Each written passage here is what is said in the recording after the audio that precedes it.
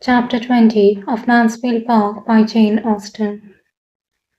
Edmund's first object the next morning was to see his father alone and give him a fair statement of the whole acting scheme, defending his own share in it as far only as he could then, in a soberer moment, feel his motives to deserve, and acknowledging with perfect ingenuousness that his concession had been attended with such partial good as to make his judgment in it very doubtful.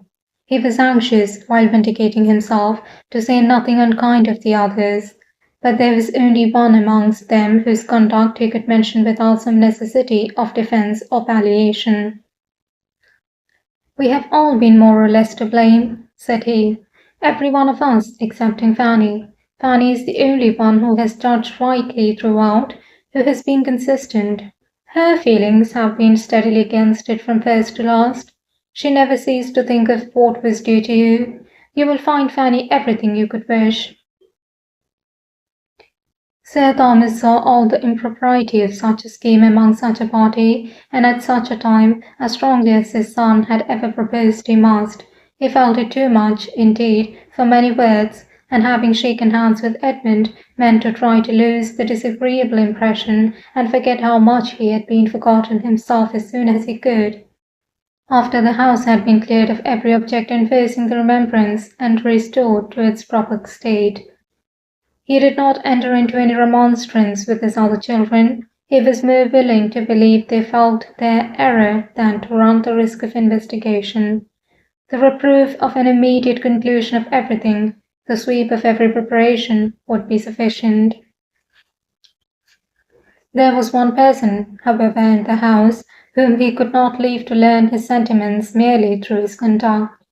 He could not help giving Mrs. Norris a hint of his having hoped that her advice might have been interposed to prevent what her judgment must certainly have disapproved. The young people had been very inconsiderate in forming the plan. They ought to have been capable of a better decision themselves. But they were young, and excepting Edmund, he believed, of unsteady characters, and with greater surprise, therefore, he must regard her acquiescence in their wrong measures, her countenance of their unsafe amusements, than that such measures and such amusements should have been suggested. Mrs. Norris was a little confounded, and as nearly being silenced as ever she had been in her life, for she was ashamed to confess having never seen any of the impropriety which was so glaring to Sir Thomas, and would not have admitted that her influence was insufficient, that she might have talked in vain. Her only resource was to get out of the subject as fast as possible, and turn the current of Sir Thomas's ideas into a happier channel.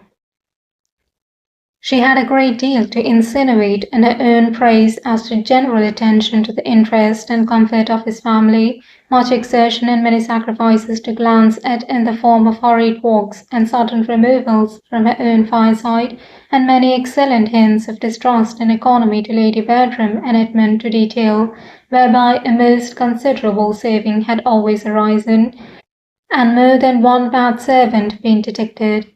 But her chief strength lay in Southerton. Her greatest support and glory was in having formed the connection with the Rushworths. There she was impregnable. She took to herself all the credit of bringing Mr. Rushworth's admiration of Maria to any effect. "If I had not been active," said she, "and made a point of being introduced to his mother, and then prevailed on my sister to pay the first visit, I am as certain as I sit here that nothing would have come of it, for Mr. Rushworth is a sort of amiable, modest young man who wants a great deal of encouragement, and there were goals enough on the cash for him if he had been idle. But I left no stone unturned. I was ready to move heaven and earth to persuade my sister, and at last I did persuade her. You know the distance to Southerton. It was in the middle of winter, and the roads almost impassable, but I did persuade her.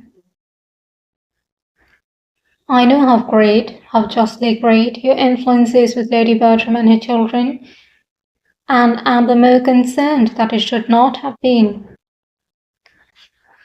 My dear Sir Thomas, if you had seen the state of the roads that day, I thought we should never have got through them, though we had the 4 horses, of course, And poor old coachman would attend us out of his great love and kindness, though he was hardly able to sit the box on account of the rheumatism which I had been doctoring him for ever since Michaelmas. I cured him at last, but he was very bad all the winter, and this was such a day I could not help going to him up in his room before we set off to advise him not to venture. He was putting on his wig, so I said, "Coachman, you had better much not go. Your lady and I shall be very safe. You know how steady Stephen is, and Charles has been upon the leaders so often now that I'm sure there is no fear." But however, I soon found it would not do. He was bent upon going, and as I hate to be worrying and officious, I said no more, but my heart quite ached for him at every jolt, and when we got into the rough lanes about Stoke, where, what with frost and snow upon beds of stones, it was worse than anything you can imagine, I was quite in an agony about him. And then the poor horses too, to see them straining away. You know how I always feel for the horses. And when we got to the bottom of Sandcroft Hill, what do you think I did? You will laugh at me, but I got out and walked up. I did indeed. It might not be saving them much, but it was something, and I could not bear to sit at my ease and be dragged up at the expense of those noble animals. I got a dreadful cold, but that I did not regard. My object was accomplished in the visit. I hope we shall always think the acquaintance worth any trouble that might be taken to establish it.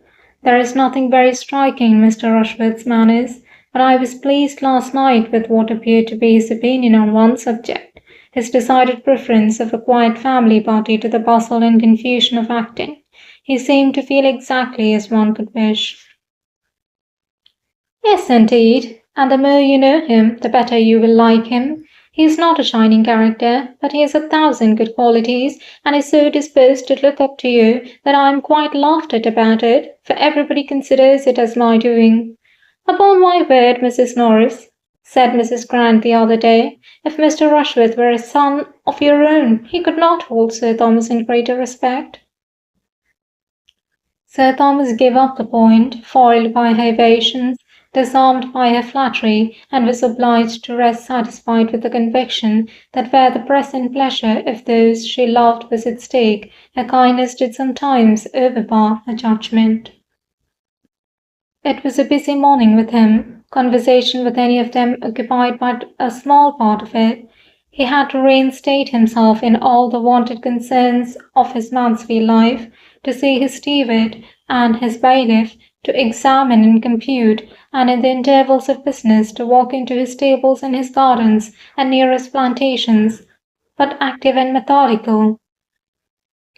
He had not only done all this before he resumed his seat as master of the house at dinner, he had also set the carpenter to work in pulling down what had been so lately put up in the billiard-room, and given the scene-painter his dismissal long enough to justify the pleasing belief of his being then at least as far off as Northampton.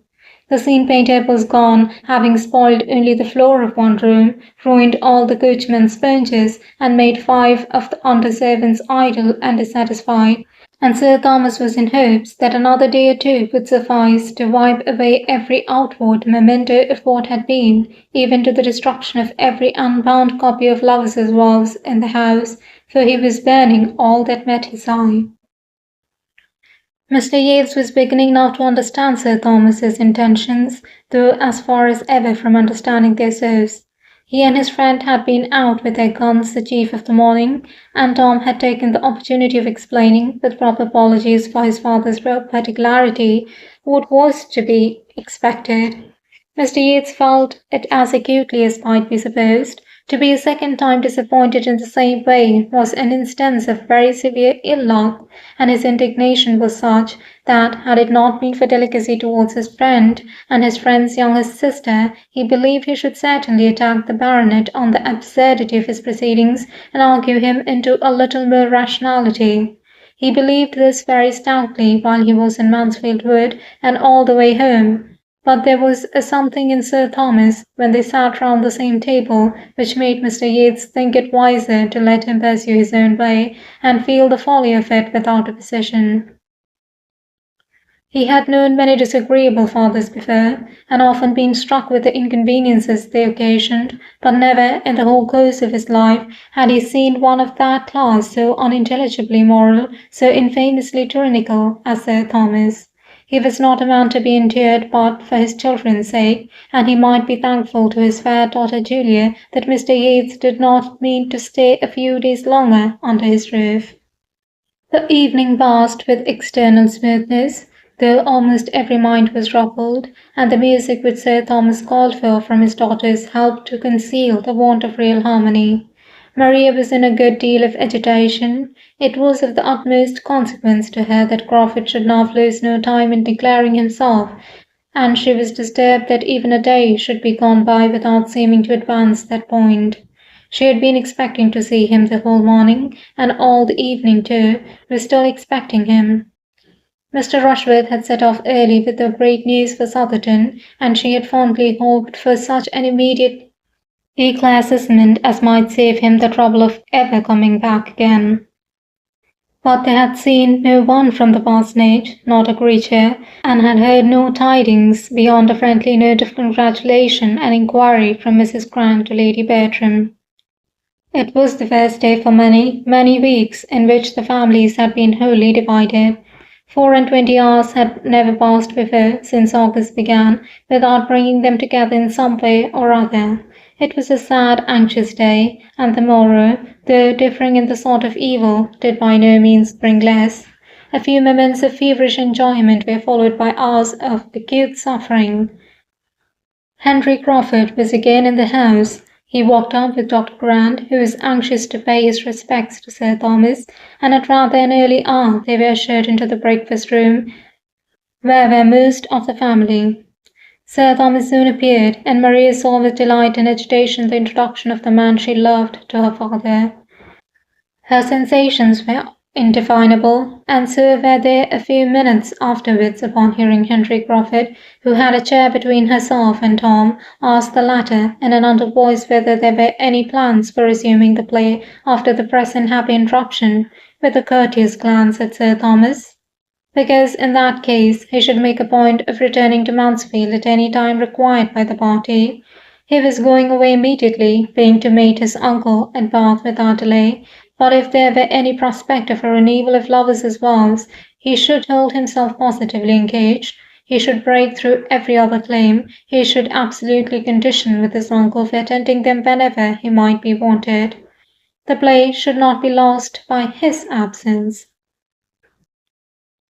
From Bath, Norfolk, London, York, wherever I may be, said he, I will attend to you from any place in England at an hour's notice.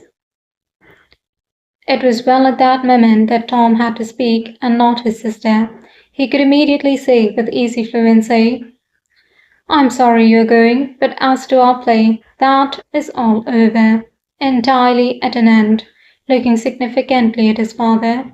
The painter was sent off yesterday, and very little will remain of the theatre tomorrow. I knew how that would be from the first. It is early for Bath. You'll find nobody there. It is about my uncle's usual time. When do you think of going? I may, perhaps, get as far as Banbury today. Whose stables do you use at Bath?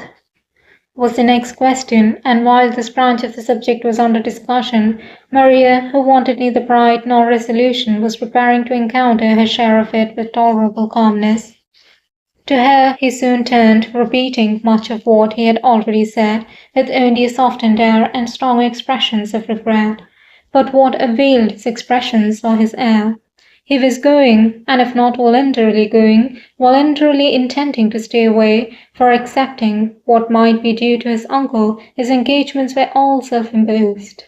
He might talk of necessity, but she knew his independence, the hand which had so pressed hers to his heart. The hand and the heart were alike motionless and passive now. Her spirit supported her, but the agony of her mind was severe. She had not long to endure what arose from listening to language which his actions contradicted. or to bury the tumult of her feelings under the restraint of society, for general civility soon called his notice from her, and the farewell visit, as it then became openly acknowledged, was a very short one. He was gone. He had touched her hand for the last time. He had made his parting bow, and she might seek directly all that solitude could do for her. Henry Crawford was gone from the house, and within 2 hours afterwards from the parish, and so ended all the hopes his selfish vanity had raised in Maria and Julia Bertram. Julia could rejoice that he was gone. His presence was beginning to be odious to her, and if Maria gained him not, she was now cool enough to dispense with any other revenge. She did not want exposure to be added to desertion. Henry Crawford gone, she could even pity her sister. With the purest spirit did Fanny rejoice in the intelligence. She heard it at dinner and felt it a blessing. By all the others it was mentioned with regret, and his merits honoured with due gradation of feeling, from the sincerity of Edmund's too partial regard to the unconcern of his mother speaking entirely by rote. Mrs. Norris began to look about her and wonder that his falling in love with Julia had come to nothing, and could almost fear that she had been remiss herself in forwarding it. But with so many to care for, how was it possible for even her activity to keep pace with her wishes? Another day or two, and Mr. Yeats was gone likewise. In his departure, Sir Thomas felt the chief interest. Wanting to be alone with his family, the presence of a stranger superior to Mr. Yeats must have been irksome, but of him, trifling and confident, idle and expensive, it was every way vexatious. In himself he was wearisome, but as the friend of Tom and the admirer of Julia, he became offensive. Sir Thomas had been quite indifferent to Mr. Crawford's going or staying, but his good wishes for Mr. Yates's having a pleasant journey as he walked with him to the hall door were given with genuine satisfaction. Mr. Yates had stayed to see the destruction of every theatrical preparation at Mansfield, the removal of everything appertaining to the play. He left the house in all the soberness of its general character, and Sir Thomas hoped, in seeing him out of it, to be rid of the worst object connected with the scheme, and the last that must be inevitably reminding him of its existence. Mrs. Norris contrived to remove one article from his sight that might have distressed him. The curtain, over which she had presided with such talent and such success, went off with her to her cottage, where she happened to be particularly in want of green baize. End of chapter 20.